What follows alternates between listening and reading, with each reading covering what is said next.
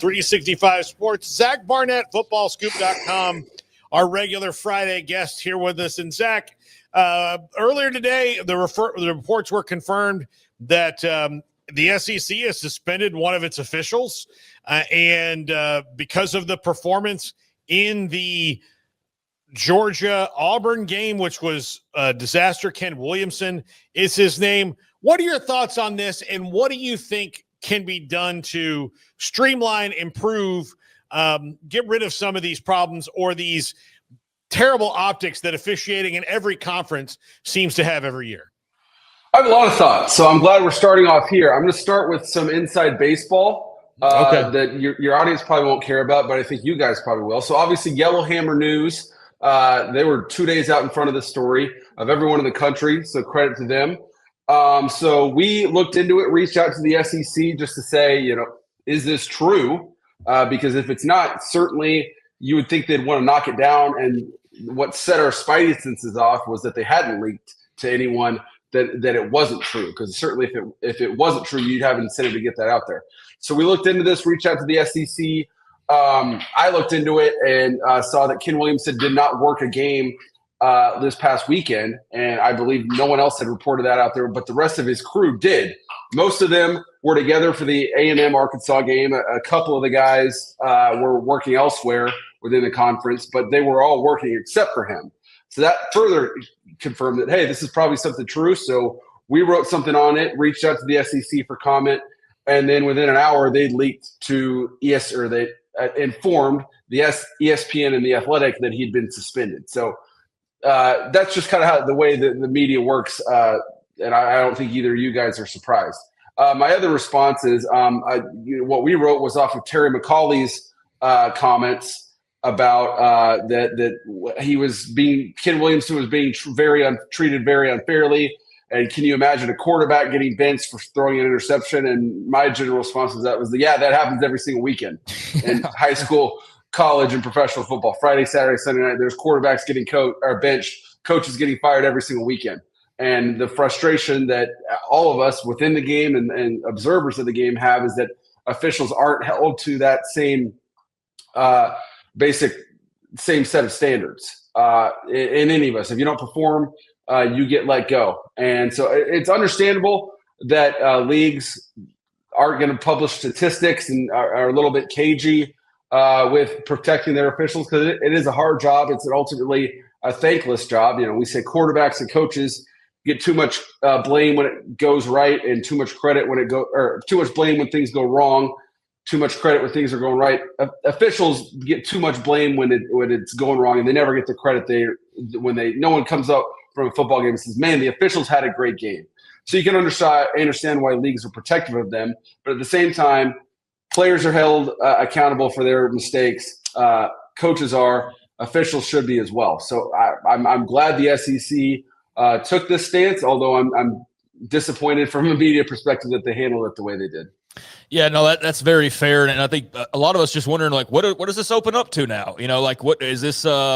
Is this a big change now moving forward with officiating? Because my whole thing, Zach, has been, I'm not trying to put guys like telephone numbers and addresses out there and get them all publicly shamed, but the sport's just going to a level where the officiating just needs to be better, especially in the big games across the board. And we don't need to be going, well, that's an SEC crew, or this guy's got it doesn't need to be as much of a factor as it seems to be sometimes, if that makes sense.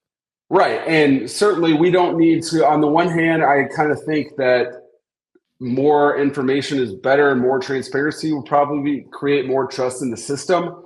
But at the same time, it's probably not a good thing if we're all logging onto our computers on a Monday morning and checking out the SEC official rankings. Oh, this guy, he's the number 14 rated center judge in the SEC. It's probably not good information for all of us to have.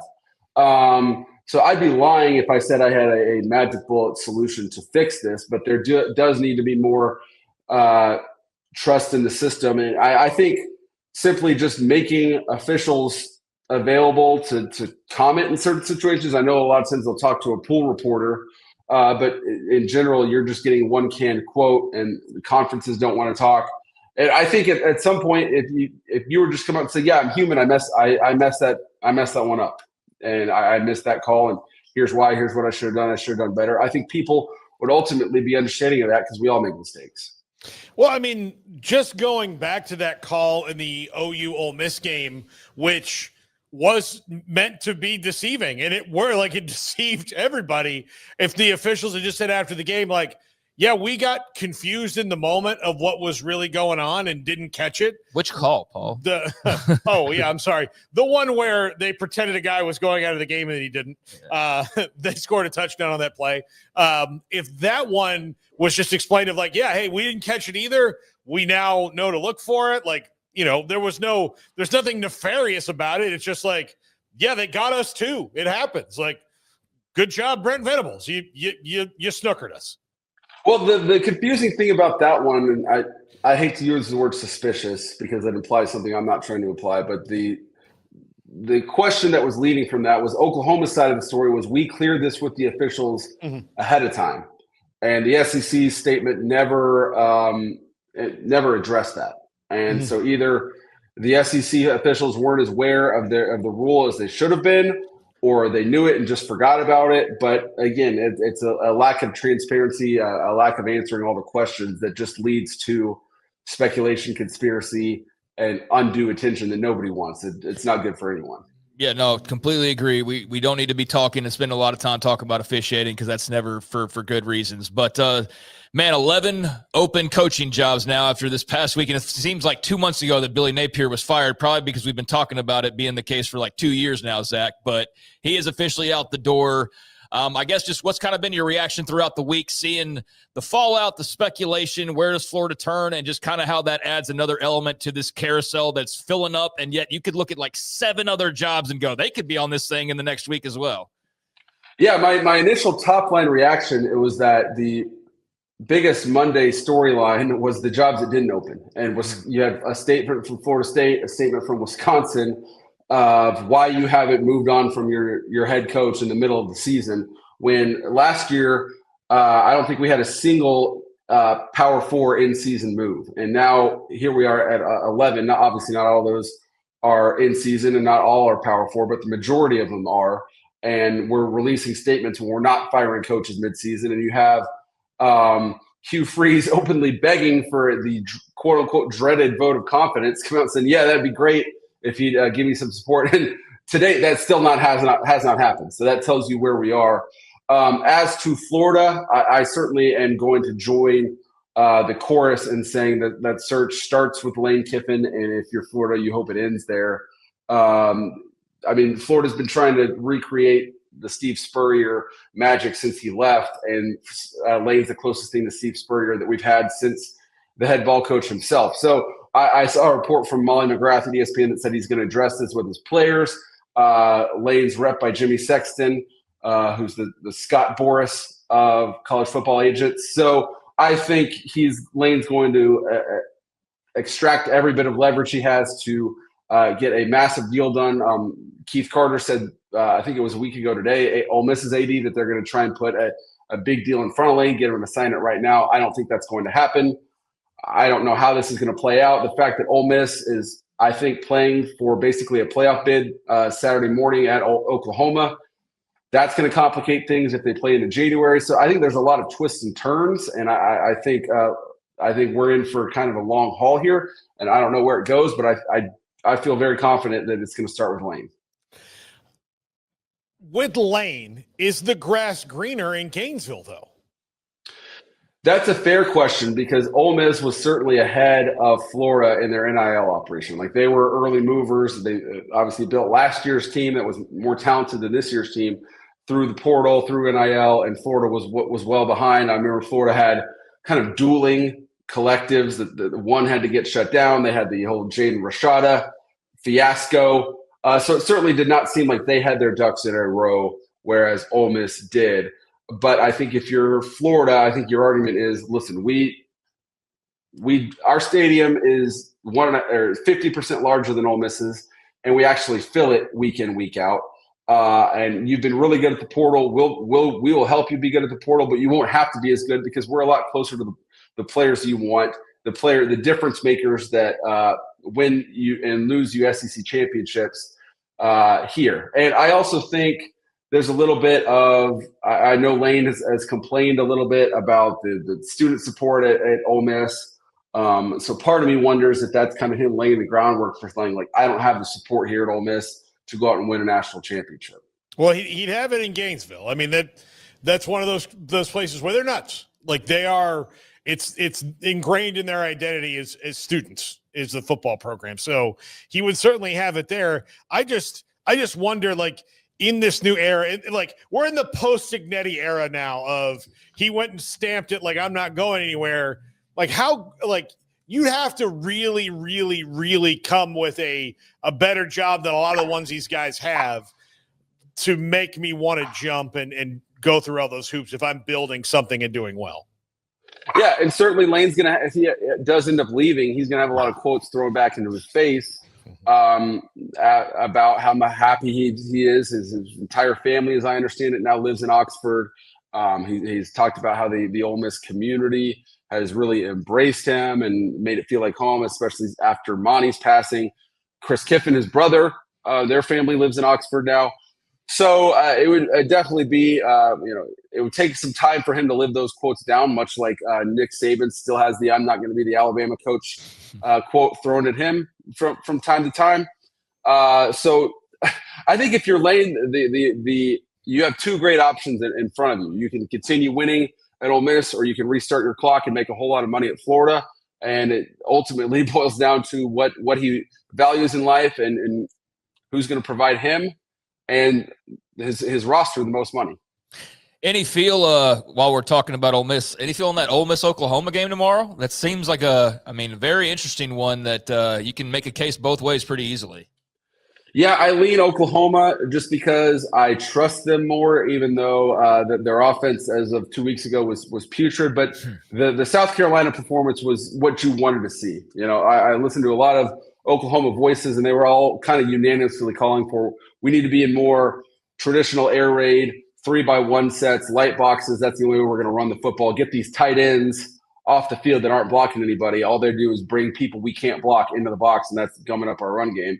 And it seems like the coaching staff agreed, and they had a fairly comfortable win at South Carolina. Ole Miss, played absolutely great for 3 quarters at Georgia, and you could say that performance right there was better than anything Oklahoma's done so far. But the fact that Ole Miss is going on the road for a second straight week while Oklahoma gets to go home, I lean Oklahoma here. Zach, Texas A&M they have maybe finally shed their past a little bit. They look like a team that can win in a lot of different situations. They're a lot calmer. They have tacticians running both sides of the ball, which is something I don't think you can really say that they've had since maybe Cliff Kingsbury running the offense with Johnny Manziel. Like it's been that long since it's been that kind of precision that they have during games. Yes, they have their limitations. Do you think that they can maybe breathe a little bit of a sigh of relief if they get out of Death Valley this weekend with another win? Something they have not done since they joined the SEC. Absolutely, I think you can. For one, you shake the 8-4 jokes, at least for 1 year, because you have Samford ahead of you, and A&M is not losing to Samford under any circumstances. So at the very worst, you're 9-3. But of course, if you start 9-0 or 8-0, excuse me, you have much bigger goals than 9-3, and justifiably so. I heard you guys before the break, and I absolutely agree that at 10-2, A&M is making the playoff because they have that Notre Dame win has aged wonderfully for them. That is an ace in the hole that at some point I'm going to go through and rank this once we get the committee rankings. But as of now, I'm struggling to think of a better non-conference win that frankly anybody has than going into Notre Dame Stadium and winning that game. And if this season ends up becoming the season that A&M hopes to have, you're going to point back to that touchdown and that game, especially that last touchdown and the uncalled penalty, because that's a game A&M would have found to lose for the last going back to 1939, and they found a way to win this one. And if the battered Aggie syndrome is broken, the Aggie curse is broken, that's going to be the moment that everyone points to, because that win, if they get to 10-2, a 10-2 Oklahoma doesn't have a win like that. A 10-2 Ole Miss doesn't have a win like that. a 10-2. Alabama doesn't have one like that. Tennessee, go down the list in the SEC. Only A&M really has one of those eighth in the hole type wins in non-conference play. So, Zach, there was a conversation we were having like 3 weeks ago on this show. It was like, would you take Texas Tech or the field in the Big 12 right now? And then last weekend happens, and they take that first loss, and they're in real no danger this weekend against Oklahoma State. But they did eat a loss that I don't think they were really anticipating. They still got BYU coming up, but now BYU's got this undefeated record, as does a Cincinnati. Arizona State's obviously in the mix. So your thoughts on the Big 12 coming out of last weekend, and how much, if at all, did BYU's win and Texas Tech's loss kind of changed maybe where your head's at? Yeah, I'm still taking Tech in the field, although I understand arguments or Tech over the field. I understand arguments to the contrary. It's despite the fact that Texas Tech looked very much like they're going to go undefeated and unchallenged. It's very, very difficult to go undefeated, and you're going on the road in conference play with a backup quarterback that's a redshirt freshman, and he looked at times, for most of that game, like a redshirt freshman making his first real start on the road in conference play. So, even still, you found a way to come back and take the lead in that game, and you were a miracle throw away from winning that game. So, I don't have a long-term – I guess my long-term fear for Texas Tech, if they don't end up winning it, is the most important ability is availability. And it seems – I don't have numbers here, so don't throw that at me, but it seems like the amount of games that Baron Morton has started – and finished completely healthy is about 50-50 to the games he's missed or the games he's left. And you need that guy. He's your starting quarterback for a reason, and you need him to be healthy to go out and win this conference, because it's a deep league, and the challengers have emerged, and one of them, as you mentioned, is coming to your place in a couple weeks. Zach, you got to see South Florida in person a couple weeks ago. USF plays at Memphis, which is a huge game in the American, in the American. Memphis took a hickey against UAB last week, which now they need to win out, or that one's going to look really bad when it comes to a group of 16 making the playoff. Do you think that the Bulls are just head and shoulders above a lot of the other teams in that league, and that this is kind of theirs to lose right now? Yeah, I think it's definitely theirs to lose, and I haven't seen every American team in person, so I'm not going to say this definitively, but I can say they look different than North Texas did, especially on the lines of scrimmage. And North Texas went out and hammered UTSA the following week, and we all think UTSA is a pretty solid program. So for Memphis, this is what's so fascinating about college football still, even in the era of the 12-team playoff, is that over an 8-day period, your season could completely go 180. I mean, Memphis had the longest winning streak in college football next to Ohio State. They were in the top 25, looking for possibly a game day game. If they had won, there's a good argument that game day is in Memphis tomorrow instead of Nashville. And now it's like, if we lose, we're underdogs, and if we don't pull an upset, our season is a disappointment. And that's what I find so fascinating about this sport. And South Florida has an identity that they play to. They're really well coached, and they are big and athletic up front. I think it's both these coaches are going to be up for other jobs. But Alex Golish, if he's in the playoff again, that makes it harder for teams to negotiate with him and wait that out. But Ryan Silverfield, he's a guy that gets talked about a little bit, but I do think needs to be talked about a little bit more, because his teams are ridiculously efficient and good.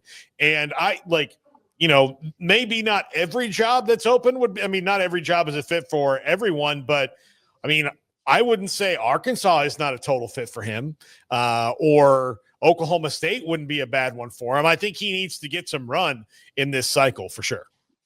Yeah, and especially in regards to Arkansas, you're recruiting a lot of the same places you are at Arkansas. And if you are Arkansas, you need your biggest is you need someone who can figure out a way to open the wallets of the Tyson family, the Jones family, which good luck there. They don't even open their wallets for the team they own, or the Walton family. If you can find that person, then they move to the front of the line. But every single one person, you got to figure out a way to find players at the University of Arkansas. And it's not like finding players at any other SEC school. for a variety of different reasons. So the fact that he recruits a lot of the same areas, I mean, even not the same players, but the same areas, it certainly helps. I think off the top of my head, and I don't have a job for this, but Ryan Silverfield right now strikes me as one of those guys that would be open for one of those second level power four jobs. If, I'm making this up, but let's say Kenny Dillingham goes to Florida, then I could see Arizona State looking at Ryan Silverfield or a job like that as a replacement for him. I don't see him fairly or unfairly as a candidate for a Florida or a Penn State or one of those top level jobs. No, but he's ready for a power conference job. I think he's proven that.